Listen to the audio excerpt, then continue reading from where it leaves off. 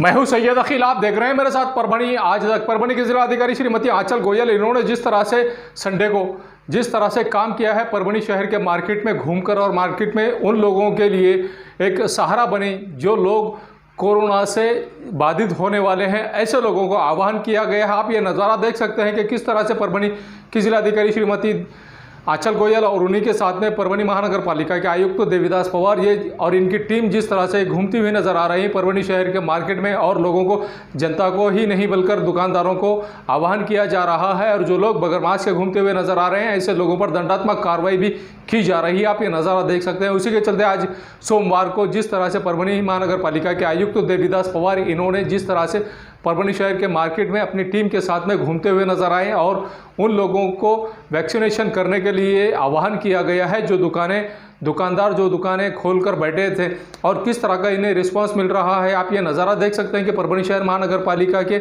अंतर्गत आने वाले जनता मार्केट के सामने के कोठारी कॉम्प्लेक्स में किस तरह से वैक्सीनेशन किया जा रहा है और व्यापारियों ने किस तरह से भीड़ लगाई हुई है अपनी दुकानें खोलने के लिए। जबकि कोर्ट का आदेश ये है कि कोर्ट ने यह कहा है कि अगर आप चाहे तो वैक्सीनेशन ले सकते हैं और ना चाहे तो वैक्सीनेशन नहीं ले सकते हैं। आइए जानते हैं किस तरह की प्रतिक्रिया परभणी शहर महानगर पालिका के आयुक्त देवीदास पवार इन्होंने दी है और क्या कहा है, किस तरह की मालूमात इन्होंने दी है। आइए जानते हैं। जिस तरह से कोविशील्ड इंजेक्शन का इस्तेमाल व्यापारियों पर किया जा रहा है, आपको नहीं लगता कि ज़बरदस्ती किया जा रहा है? ये देखो साहब, कोरोना की वैक्सीनेशन कोरोना का संरक्षण है और कोरप्शन की लाट ना आए, इसलिए वैक्सीनेशन बहुत ही ज़रूरी है। अभी तक जो संशोधन हुआ है उसमें दो ही चीज़ सच्ची निकली है, एक मास्क यूज़ करना और दूसरा वैक्सीनेशन।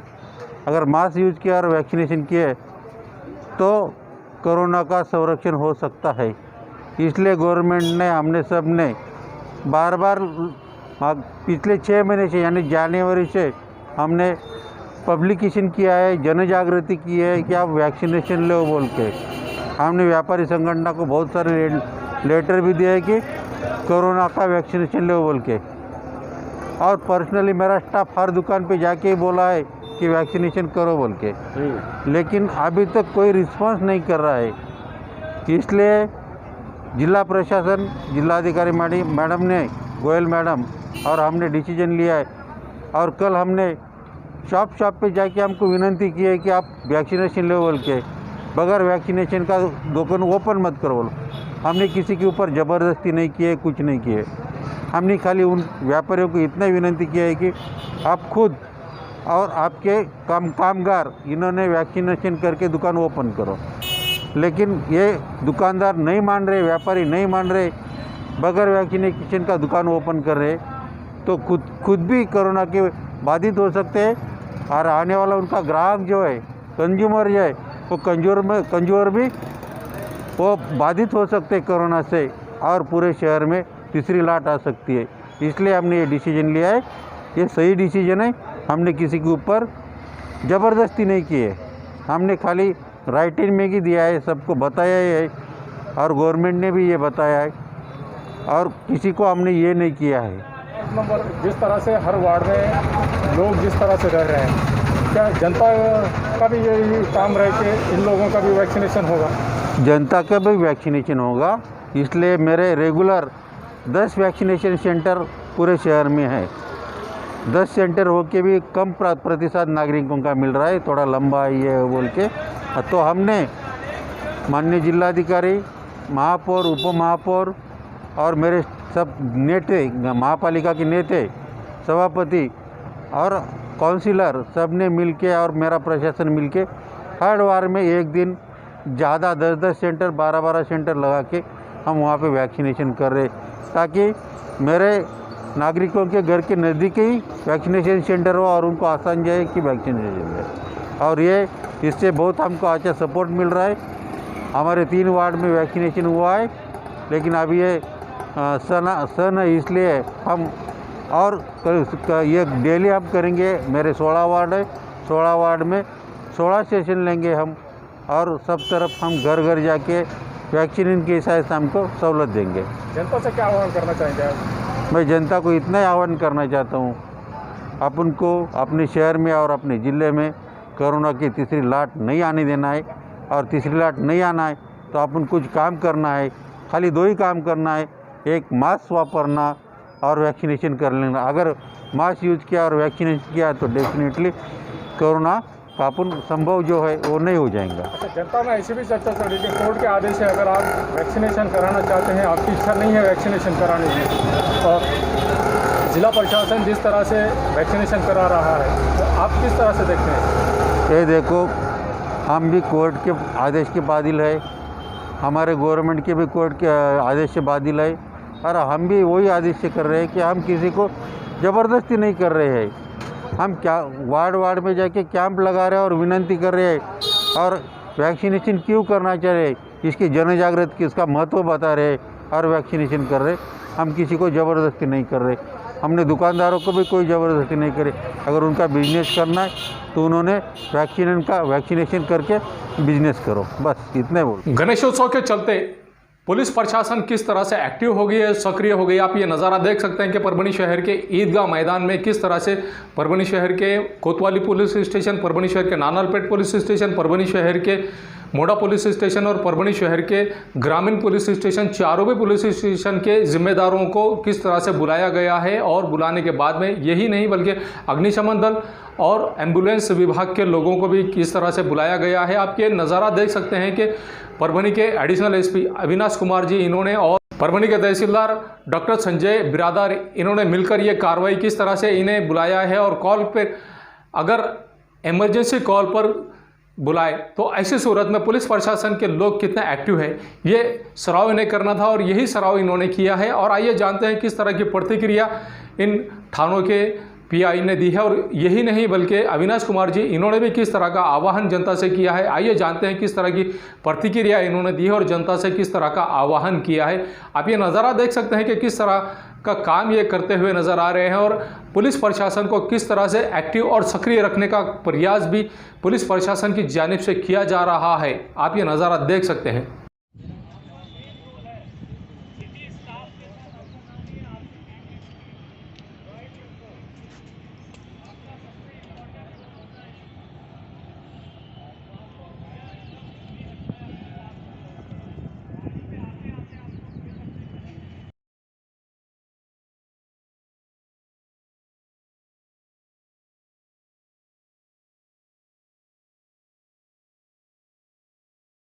अधिकारी आणि कर्मचारी सगळे प्रॉपर जे शस्त्र आहेत आपल्याला राईट कंट्रोल करण्यासाठी त्याच्यासह बोलवण्यात आलेलं होतं आणि त्याचा ये राइट स्कीम आपके लिए पहली बार नहीं हुआ है, पहले भी आपने पार्टिसिपेट किया होगा।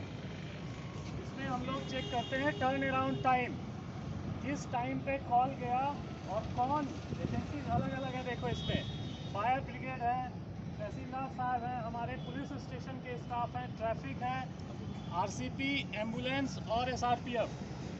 तो ये सारी एजेंसी कौन आके यहाँ पे कैसे फॉल इन करता है, ये अलर्टनेस चेक करते हैं। तीसरा हम लोग चेक करते हैं कौन सा प्रॉपर राइट गियर में आया है या नहीं आया है। हम लोग चेक करते हैं हेलमेट है या नहीं है, अपना जो प्रोटेक्टिव गियर है, प्रोटेक्टिव और साथ में ऑफेंसिव गियर, आपके पास आपका स्टिक डंडा जो है या नहीं है। टर्न अराउंड टाइम, आपका डिप्लॉयमेंट, अलर्टनेस, आपका राइट गियर। उसके बाद अगर इससे आगे का भी ड्रिल होता है तो हम लोग फिर उसका फंक्शन चेक करते हैं कि कैसे हमने उसका यूज़ किया है, अपने इक्विपमेंट्स का, अपने जो अपने साथ में राइट गियर है उनका कैसे यूज़ करता है, उसके बाद का प्रोसेस है। तो इसमें हमने कॉल दिया है 13:44, 1:44 में कॉल दिया है। और आप लोग आए कैसे हैं इसका नोटिंग है इसमें। आपकी अलर्टनेस, आपका राइट गियर कैसा यूज़ किया है आपने, उसकी भी नोटिंग हम लोग करेंगे। मेरा जो कुछ ऑब्जर्वेशन है, जो सिटी की टीम है, जैसे नानलपेट का मोबाइल हो, कोतवाली का मोबाइल हो, सिटी की स्टाफ हैं, हमारे ट्रैफिक के स्टाफ, इवन हमारा फायर ब्रिगेड बहुत ही अच्छे टाइम में आया है। ठीक है, 1:44 में टाइम दिया है, 1:45 में हमारा स्टाफ आना स्टार्ट हो गया है। नानलपेट का मोबाइल 1:47 3 मिनट के टाइम पे आया है। 1:48 पे हमारा कोतवाली का स्टाफ और ऑफिसर आया है। 1:50 पे हमारा ट्रैफिक स्टाफ और ऑफिसर्स आए हैं। तो 3 मिनट से लेकर 6-7 मिनट के अंदर हमारे स्टाफ और ऑफिसर्स स्पॉट पे आए हैं। क्योंकि ये सिटी है, छोटा जगह है, बट फिर भी ये अच्छा टाइमिंग है, क्योंकि ये रैंडम था, किसी को बताया नहीं था हमने कि आप अभी होना है तुरंत से, स्टाफ को पर्टिकुलरली, तो वो अच्छे टाइम में आया है। ठीक है आरसीपी, नहीं तो देखिए ये एक हमारे लिए लर्निंग है कि जब आप अपनी गाड़ी जहाँ पे लगाते हैं वो वैसी जगह देख के लगाना है कि जिससे निकलने में आसानी हो। ठीक है ठीक है।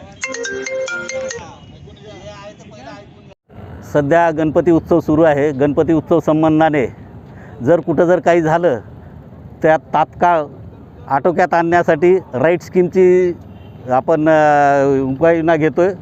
त्यासाठी आम्ही राईट स्कीमची घेण्यासाठी कॉल दिलेला होता कंट्रोलला की इथं ईदगाह मैदान येते काही जणांमध्ये भांडणं सुरू आहेत।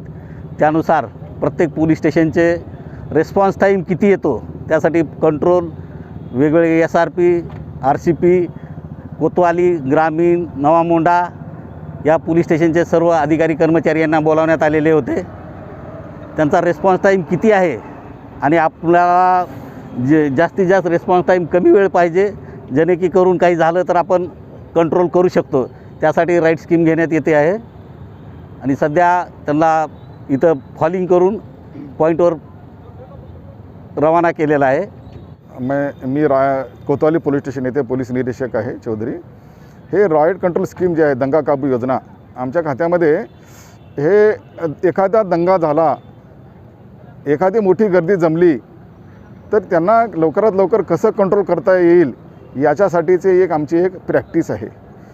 आणि ही प्रॅक्टिसमध्ये आणखी जास्त सुधारणा व्हावी यासाठी आम्ही ही दंगा काबू योजना घेतो, जेणेकरून हे जे अँटी सोशल थिंकिंग जे मॉब असतो त्या मॉबला कमीत कमी वेळामध्ये डिफ्यूज करून चांगल्या सोसायटीला संरक्षण देण्याकरिता आणि त्याचबरोबर कोणाची जीवित आणि माली हानी होऊ नये याकरिता ही आमची प्रॅक्टिस असते। आणि या प्रॅक्टिसच्या निमित्तानं आमचे आदरणीय SP साहेबांच्या मार्गदर्शनाखाली आदरणीय आमचे सिटीचे SDPO साहेब अविनाश कुमार यांच्या मार्गदर्शनाखाली हा रायड कंट्रोल स्कीम इथे घेण्यात आलेला आहे। आणि त्यामध्ये सर्वच आमचे पोलीस स्टेशनचे आणि इतर खात्याचे खूप लवकर रिस्पॉन्स दिलेला आहे। आणि याच्यावरून आम्हाला पूर्ण खात्री आहे परभणी जिल्ह्यामध्ये कसला जरी दंगा आणि मोठा गर्दी झाला तर आम्हाला पूर्ण आत्मविश्वास आहे तात्काळ आणि वेळेच्या आत त्यांना आम्ही डिफ्यूज करून टाकू आणि शांती आम्ही बरकरार ठेवू याची आम्हाला खात्री आणि विश्वास आहे। परभणी की जनता को नमस्कार आदाब। और एक हमारा आज रॉयड कंट्रोल स्कीम का एक हमने प्रिपेयर्डनेस चेक करने के लिए एक ड्रिल किया था, ड्रिल सॉर्ट ऑफ।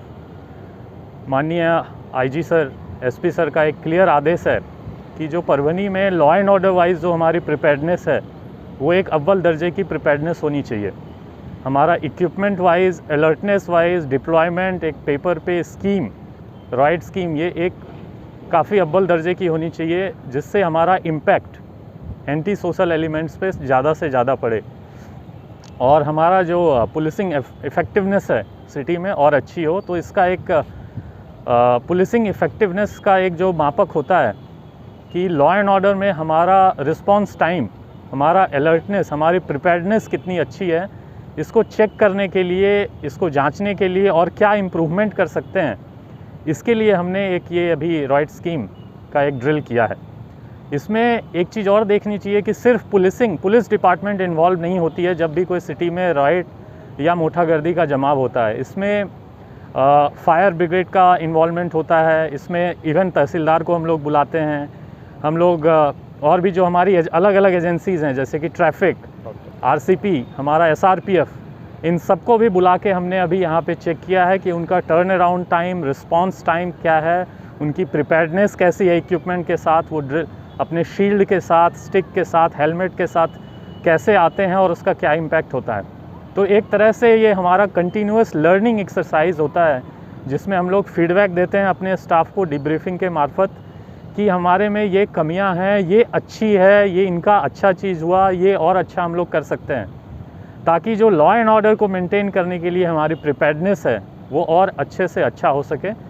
इसमें हमने परभनी के स्टाफ को, अपनी सिटी पुलिस स्टेशन को इन्वॉल्व किया, आरसीपी को इन्वॉल्व किया, एसआरपीएफ को इन्वॉल्व किया, सिटी हॉस्पिटल को इन्वॉल्व किया, फायर ब्रिगेड डिपार्टमेंट को इन्वॉल्व किया, तहसीलदार साहब भी आए हुए थे, और सबका हमने टाइम नोट किया है कि उनकी रिस्पांस टाइम कितनी है, प्रिपेयर्डनेस कैसा है, ताकि जब हमारा एक्चुअल इसकी ज़रूरत पड़े तो हम और अच्छा से अच्छा अपना परफॉर्मेंस दे पाएँ।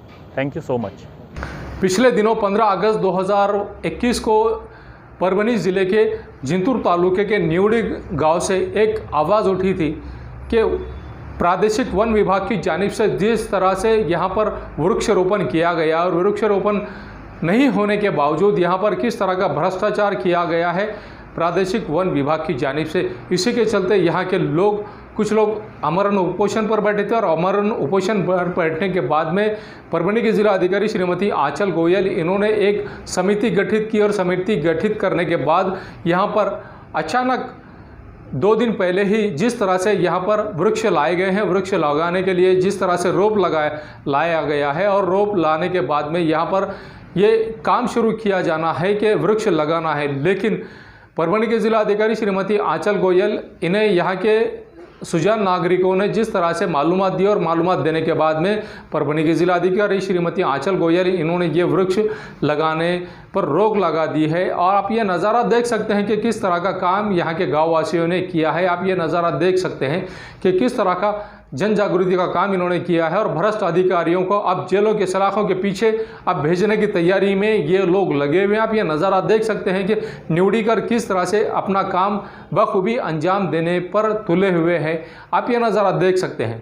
परभनी जिले के गंगाखेड़ तालुके के मासोड़ी नदी का रुद्र रूप जिस तरह से किसानों के लिए संकट बना हुआ है, मुसीबत का सबब बना हुआ है। आप ये नज़ारा देख सकते हैं कि किस तरह से मासोड़ी नदी के रुद्र रूप के धारण करने की वजह से मरडसगांव गोपा शिवार के पिकों का नुकसान हुआ है। और यहाँ पर सकाराम बोबड़े पड़े गाँव कर इन्होंने जिस तरह से यहाँ के किसानों के खेतों में जाकर जिस तरह से मालूमात ली है, मरडसगांव में जिस तरह से इन्होंने गए और यहाँ पर जाने के बाद में मासोड़ी नदी की वजह से जिन किसानों का नुकसान हुआ है, ये देख सकते हैं कि किस तरह से इन्होंने यहाँ पर जाकर यहाँ के किसानों के खेतों का जायज़ा लिया और फसल में जिस तरह से इनके नुकसान हुआ है। आप ये देख सकते हैं कि किसान नारायण सरोदे इनके खेत में जाकर इनके सोयाबीन की पूरी कहानी की है, इनकी मालूमात ली है। और इसके बाद में जिस तरह से बाबूराव शिंदे वालगांवकर इनके पास में भी जाकर सरपंच नारायण घनवटे मनसेवाड़ीकर इनके भी इस खेत में जाकर इन्होंने जिस तरह से मालूमात ली है। आप ये देख सकते हैं कि माजी सरपंच जयदेव इस वक्त मौजूद थे और आप ये नज़ारा देख सकते हैं कि किस तरह से इनके खेतों की जाकर इन्होंने मालूमात ली है और प्रशासन से ये मांग की है कि इनके खेतों में फसल जिस तरह से नुकसानग्रस्त हुई है, इन नुकसानग्रस्त फसल का इन्हें मुआवजा दिया जाए। आप ये नज़ारा देख सकते हैं कि किस तरह से ये इन्होंने काम किया है। ये न्यूज़ कवर किया हमारे परभनी आज तक के कार्यकारी संपादक बाबरुद्दीन सिद्दीकी, 24/7 माझा महाराष्ट्र न्यूज़ चैनल के कार्यकारी संपादक सत्तार खान पठान, परभनी टुडे के कार्यकारी संपादक रियाज कुरैशी और परभनी आज तक के ज़िला प्रतिनिधि सैयद मुबीन, इन्होंने मिलकर मैं हूँ सैयद अखिल। आप हमारे चैनल को सब्सक्राइब करें, सब्सक्राइब करने के बाद बेल आइकन का बटन ज़रूर दबाएं। उसी के साथ आप हमारे चैनल को लाइक करें, शेयर करें और कमेंट करना ना भूलें। आप हमें Facebook, Twitter, Instagram, Telegram, WhatsApp और यूट्यूब पर भी फॉलो कर सकते हैं। आपको हमारी न्यूज़ किस तरह से पसंद आ रही है, इस बारे में हमें कमेंट बॉक्स में कमेंट करके ज़रूर बताएं। आपकी राय हमारे लिए बहुत मायने रखती है। मुझे दीजिए इजाज़त। जय हिंद। महबूब पार्क फंक्शन हॉल, मनसब नगर, जाम पारवा गेट, दरगाह रोड, परभणी। शादी हो या एंगेजमेंट, चिल्ला हो या जुमागी, मीटिंग हो या फिर कुछ और, परभणी में तो भैया सिर्फ एक ही नाम, महबूब पार्क फंक्शन हॉल, मनसब नगर, जाम पारवा गेट, दरगाह रोड, परभणी। बुकिंग शुरू है। Mobile number 9960569383, 8421903333। इसके साथ ही 9822829035। हाजी महबूब अंसारी। याद रहे, आप हर तरह के प्रोग्राम हमारे फंक्शन हॉल में मनाएं। आज ही अपने प्रोग्राम की बुकिंग करें।